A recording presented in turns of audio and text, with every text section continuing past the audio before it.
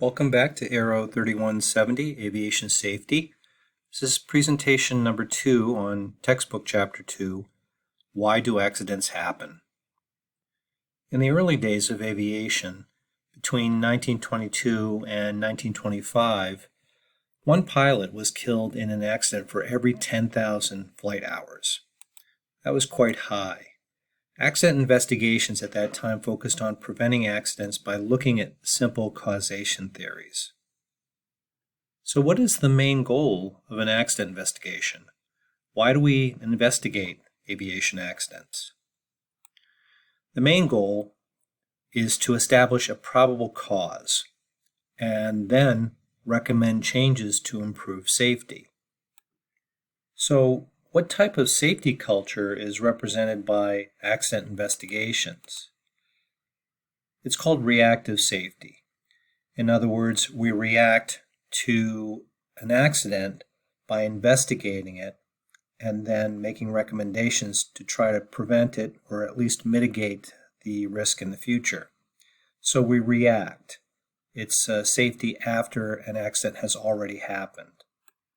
In class, we'll be discussing accident causes and what the difference between an active cause and a root cause of an accident, and which are usually hidden causes. So think about it this way. An active cause is the apparent cause of an accident. The root cause is hidden, like the root of a tree. Can you think of some examples of active causes of aviation accidents and some examples of root causes or hidden causes? As part of our discussion, take a look at the description of the West Caribbean Airways accident on page 46 in the textbook. This is a great accident with examples of active causes versus root causes. So what was the active cause of the West Caribbean Airways accident in 2005? The jet stalled at 33,000 feet and the pilot never recovered. What were some possible root causes? Financial problems. The airline stopped paying their pilots. Fatigue. The pilots had to take second jobs to make ends meet, so many of them were flying fatigued. Stress, the stress of financial issues, and training issues. Because the airline was experiencing financial problems, they were not providing adequate training. What were some recommendations that were made by investigators to address these root causes? The first one was train the flight crew to properly use performance tables. Train dispatchers to calculate maximum operating altitude. Apparently there was a training issue. Train flight crew on high altitude stall recovery. Most stall recovery training is done at low altitudes. And continuing review of airline financial health. So it was determined that the financial problems of the airline actually led to these problems. That was the root cause. And then finally, train the flight crew on auto throttle operation modes. Throughout this course, we'll look at different models to help us understand how aviation accidents occur. Here's a simplified version of what is called the Swiss cheese model. Each slice of Swiss cheese, pictured here, represents a defense against an accident happening. And the holes represent failures in these defenses.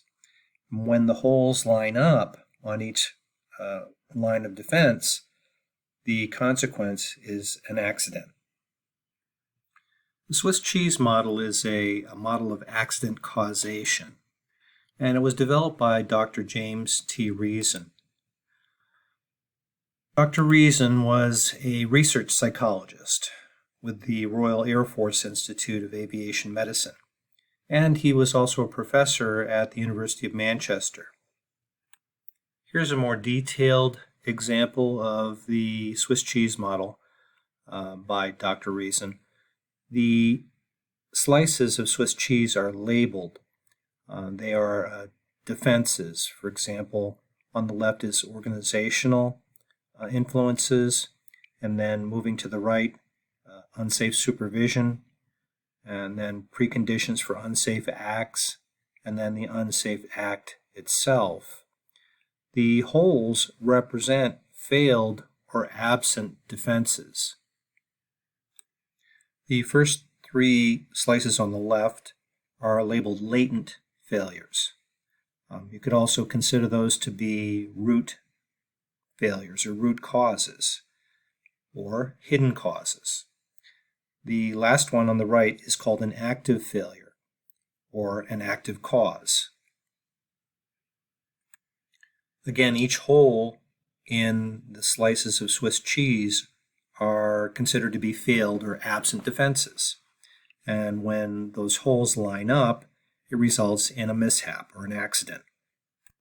So Reason's Swiss cheese model is a visual representation of the accident chain or the accident causal chain. Accidents usually don't just have one cause. There are usually other causes that precede the final cause of an accident. So what is Reason's Swiss cheese model based on? It's a model of accident causation, but it's based on the fact that accidents usually have root causes.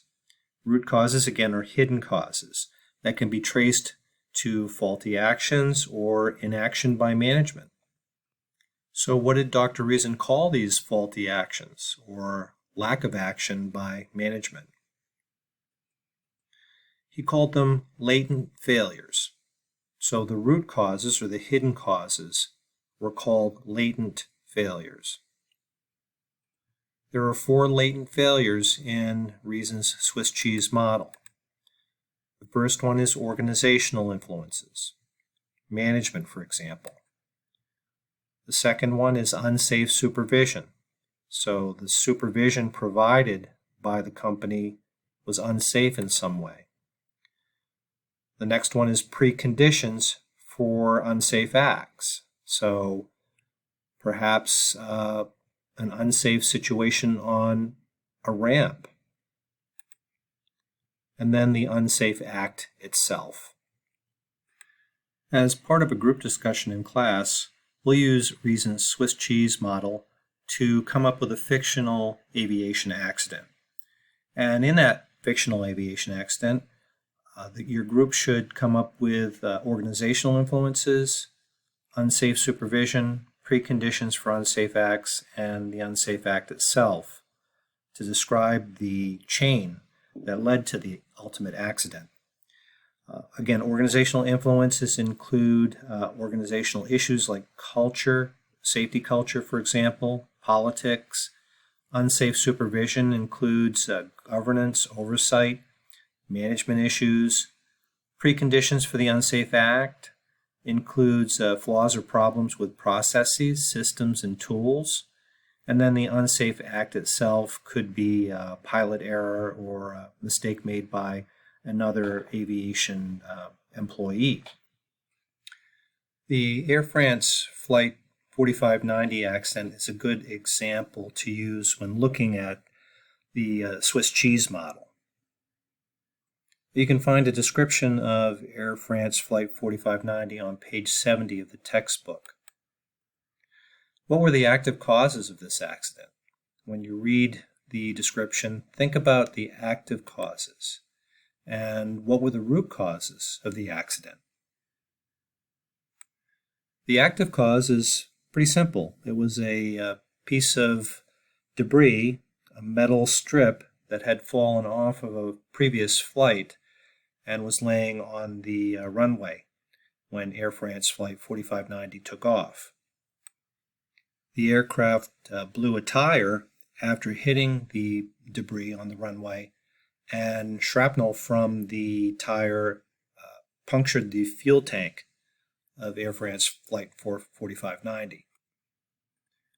So how does Reason's Swiss cheese model apply to Air France Flight 4590? What were the latent failures that occurred? Latent failures include organizational influences. Looking back at the accident, you can see that there probably could have been better management on the part of the airport to make sure that there was no foreign debris objects on the runway. So the question is, was there a procedure in place to check for foreign debris on the runway? And was that procedure followed? The next model of accident causation is called the shell model. Who developed the shell model? The shell model was developed in 1972 by Professor Elwyn Edwards in the United Kingdom, and the subsequent diagram of the shell model was developed by Captain Frank Hawkins in 1975. And here's a picture of the diagram developed by Captain Hawkins. Each letter in the shell model represents an element in the accident causation chain. So what are the 5 components of the shell model? Well, the first component is software. Software can be checklists, manuals. Software can include the computer programming. So procedures, checklists, even training. Hardware can include things like machines and equipment. Thinking of an aircraft, could include the flight controls, could include the GPS receiver, could include the engine. Environment includes operating conditions, so perhaps condition at the airport or weather. Liveware 1 is the human interface with software, hardware, and environment. And then Liveware 2 is the human-to-human interface. So the human component is always at the center in the diagram that was designed by Captain Hawkins. So that's the component that's always interacting with the other components. So what are the 4 P's of human performance? Physical factors involving strength and height and size, physiological factors including health and stress, psychological factors that include motivation and judgment, and psychosocial factors that include personal issues and tension. The next model, described on page 60 in the textbook, is known as the 5-factor model. The 5-factor model is formally known as the 5M model. Man has been changed to human in the updated model to represent human error. So what does the 5-factor model depict? What does it represent? The 5-factor model depicts the major categories, or the major factors that all interact together to create a safety error chain or accident. How are these factors related? Well, all the factors are interrelated, and they all interact with each other. You may have noticed that mission is in the center of the 5-factor model. So why is mission in the center? Remember, the mission is central, is the central target or the objective. The mission or the objective is central to safety. It has a great effect on safety. Also, management is important because it surrounds all of the other factors. Management plays a dominant role over all of the other categories. Management controls the other categories. So that's why management surrounds all of the other factors. One of the 5 factors in the 5-factor model is the human factor. And the human factor has been studied extensively. Some studies have shown that human error accounts for 80% of all aviation accidents. So why has the percentage of accidents due to the machine factor declined? It's no longer a major percentage of all accidents. Accidents due to the machine factor have declined due to improvements in technology and reliability. Our aircraft are more reliable now, and so as a result, less accidents occur due to the machine factor. While the machine factor causes a lower percentage of all aviation accidents today because of increased reliability of aircraft, there is still an aircraft system failure pattern, and this diagram illustrates that pattern. While aircraft accidents due to equipment failures represents a very small percentage of all aviation accidents, we still have the chance that equipment will fail. And this diagram illustrates the aircraft system failure pattern. At the bottom of this graph is time, and on the left side is the failure rate. And notice that when a system or an aircraft is brand new, the failure rate is fairly high. But as time goes on and the system or the equipment is used, the failure rate then levels off and is fairly consistent until you get to a point where called wear out, where the system of the aircraft is old and the failure rate increases. Another factor in the five-factor model is the medium, and the medium stands for the environmental factor. The medium, again, is the environment in which the aircraft operates, and the environment includes two components. So what are the two components of the medium factor? The first one is the natural environment, the weather, for example. The second one is the artificial environment.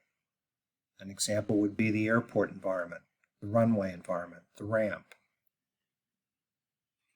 So again, in the five-factor model, the mission is central. So why is the type of mission so important?